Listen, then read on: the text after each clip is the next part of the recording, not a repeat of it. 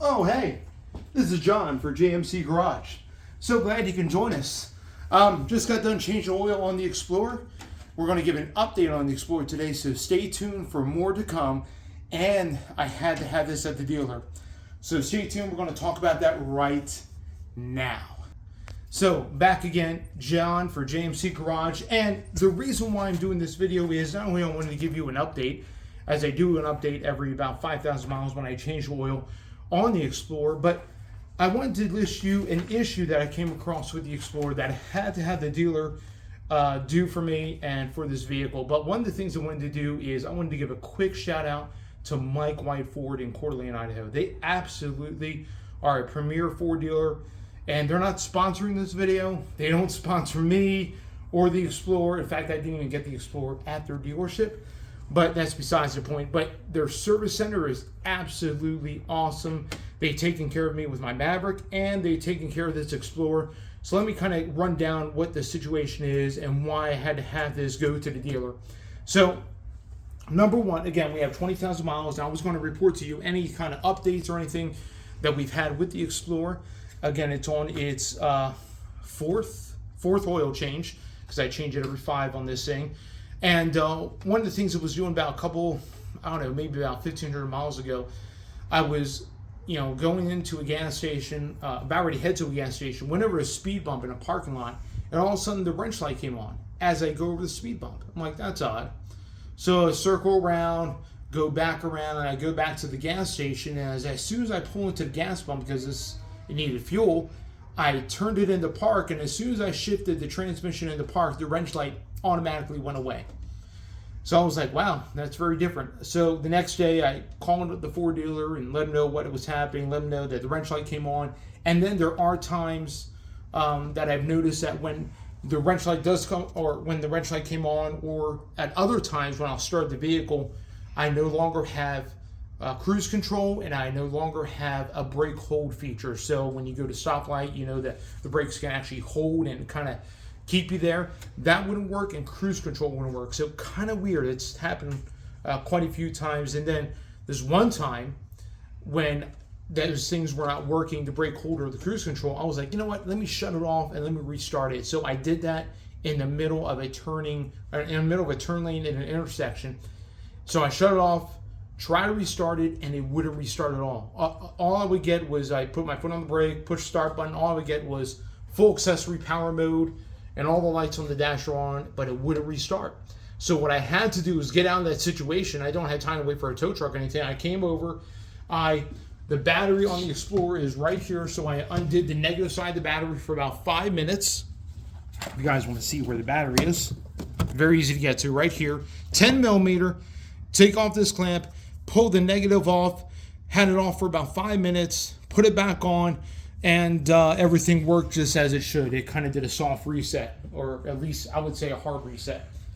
So again, some unique things that I've been running into. So let the dealer know about that. Well, when I called Mike White Ford, let them know about what was going on, of course, the wrench light and everything, they said, well, let's go ahead and bring it in. I was like, all right, well, let me set up the appointment. This is pretty much my only rig outside of my son's car, but this is pretty much my only rig. I need to have a loaner. I'm like, no problem with that.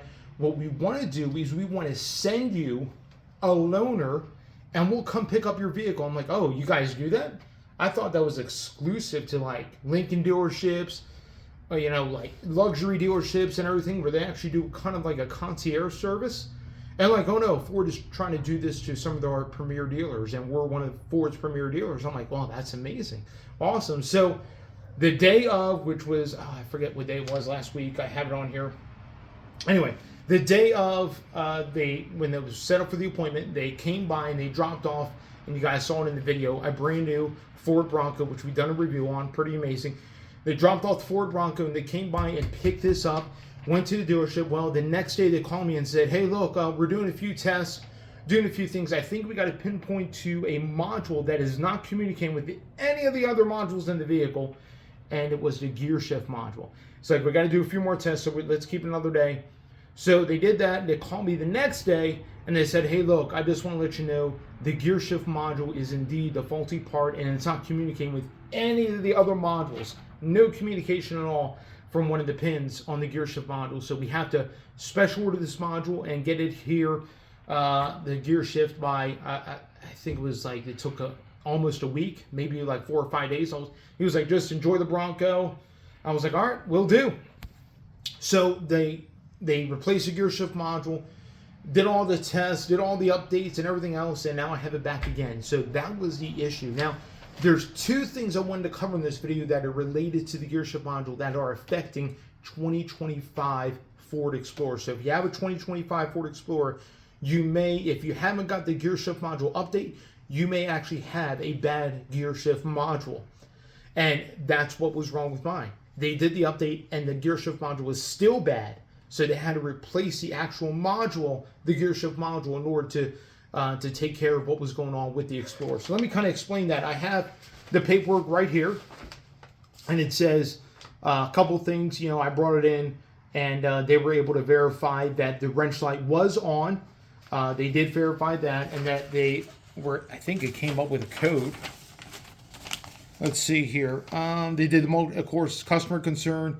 Going from park into gear, light would stay on for miles, then down the road, and then other times it would just shut off quickly. Talking about the wrench light. Last time was a week ago. Please advise. Customer states that the wrench light is on while going into drive and came on randomly when this happens. Cruise control and auto brake hold do not work, and everything else. So here's what was done. Verify the wrench light is on. Perform the self-test on the the GSM, the gear shift module. Receive the code P166B. Perform the pinpoint test. 1 pinpoint, yes. 2 pinpoint, yes. 4 pinpoint, yes. 5 pinpoint, yes. And then the last pinpoint test was inconclusive. Needs a gear shift module as per pinpoint test I-10. Perform the gear shift module replacement. Perform PIM, center console removed. Trusted real-time operation network with the TROM. Module authentication procedure, cleared codes and rechecked. Found wrench light to no longer come on and repair was complete. Anyway, that was it. Now, that kind of coincides with the technical service bulletin that Ford has put out for this particular vehicle. It's Technical Service Bulletin 2-231. Oh, maybe I cut it off. I'm so sorry. My printer kind of cut off this Technical Service Bulletin for the... Anyway, I think it's like 21-231, something like that. Anyway, if you look up the Technical Service Bulletin, it's for 2.3-liter EcoBoost 2025 Ford Explorer illuminated engine and or wrench light with P060A and or P0607 stored in the PCM. Some 2025 Ford Explorers are going to come equipped with the 2.3, which is what I have, and may indicate a illuminated MIL light, which is the check engine light, or the powertrain malfunction light, which is the wrench light. And then it talks about you're going to have a P060A. Anyway, one of the things they want you to do is follow the procedure to actually do an update. And this is all related to the gear shift module. So I have that Technical Service Bulletin printed out. What was crazy was the... there goes my paper. Super. What was crazy was that the wrench light, or the code that they received, was a P166B. So obviously not related, or maybe closely related to what is in for the Technical Service Bulletin. But anyway, so I just wanted to give a quick shout out, and I wanted to let you guys know that if you're dealing with some of these issues with your Explorer, now Ford did send a update via over-the-air for gear shift module updates. In fact, I've seen a lot of those updates via, I belong to the Facebook group for the Explorer and others. A lot of these people have gotten the gear shift module update. Some have said that it still performs a little weird even after the update. Some said that they'll try and get in and it doesn't want to move, doesn't want to start or anything else. So it's kind of unique there. But I think what those situations are is once you get the update and you're still having issues, you probably need the gear shift module replaced. So the update didn't take care of why it's not communicating. The update should take care of it, but if it doesn't, then you probably need a new module like mine did. Now, I was having these issues before Ford did the over-the-air update. I haven't received the over-the-air update because the dealership already took care of that while I was there at the dealership getting the new module. And when you have the new module installed, the update is already installed in that new module. So, all that to say, again, for those who have a 2025 Ford Explorer, especially equipped with the 2.3-liter EcoBoost, the MPC EcoBoost, you may be having issues with the gear shift module. Ford is aware of the issue and is either they're going to replace the module if you bring it in, or they're going to give you the over-the-air update. And if you still have issues after the over-the-air update, I highly encourage you to take it to your nearest Ford dealer. And I would say, hey, look, I received the update over the air, and my issues are still being plagued with my Explorer. It still is doing this and this, and this doesn't work, and I'm still getting the wrench light. Let them verify that, and then they'll probably replace the gear shift module like they did on mine. Awesome. I'm going to go back and finish changing oil. In fact, we got to add some oil in this thing. So, take the oil cap off. Now I got to go ahead and fill this thing with fresh oil. I always use Pennzoil Platinum, 15,000 mile protection, but yet I change every 5. We're not going to go with 15,000 miles, even though the oil came out of this thing after 5,000 miles actually looks pretty decent. All right, if you have any questions, comments, or concerns, please hit me up in the comment section. Maybe you have a 2025 Explorer, and maybe you're experiencing some of these issues or some of these symptoms that you have. Other than that, many would ask, well, would you get this again? And after trying a whole bunch of 3-row SUVs, I don't know why we have loud kids in the background, but they're loud.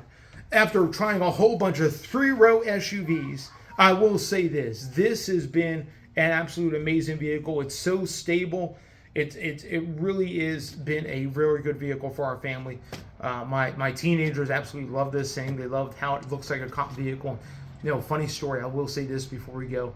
The other day, I was on this 2-lane road, and we were behind this big truck. Me and another vehicle. I forget what it was. It was like Kia Soul or something like that. It was like a small truck. Yeah, I think it was like a Kia Soul or something like that. Anyway, they decided to go around the tractor trailer. It's on this 2-lane road that was going like well under the speed limit. I'm like, that's cool. So I'm like, oh, there's a clear shot. I'm going to do the same. And it was at night. So when at night, this thing looks like a cop car at night. I'm just saying. By the lighting signature and everything, it looks exactly like a cop Explorer. So I go ahead. They go around. So I go ahead. I jam on it. I go around. And this thing's been running good too as well. So I go around, and then all of a sudden I get right behind that guy, and the guy just starts slamming on his brakes. Like the guy started braking very hard, and my kids were like, "What is going on?" And I was like, "He probably thinks that we're a cop, and he probably is afraid that he went over the speed limit, so he thinks I'm about ready to pull him over." It was just hilarious. I never seen anything like it. As soon as you go around this tractor trailer, the guy just starts slamming on his brakes and goes right back to the almost the speed limit, maybe 5 miles an hour over. I'm like, oh yeah, he probably thinks I'm a cop. Just hilarious. Anyway, one of the perks about driving an Explorer. Absolutely love it. Awesome. You guys be blessed. Again, hit me up with any questions or comments, or maybe you have a 2025 going through these same things. You may need a gear shift module. And from what I understand, it's not just the 2.3s have been having the issue. Some people with STs and Platinums of the 3-liter are having this issue as well, but it's mostly on the 2.3. Awesome. You guys be blessed, and we will catch you on the next one.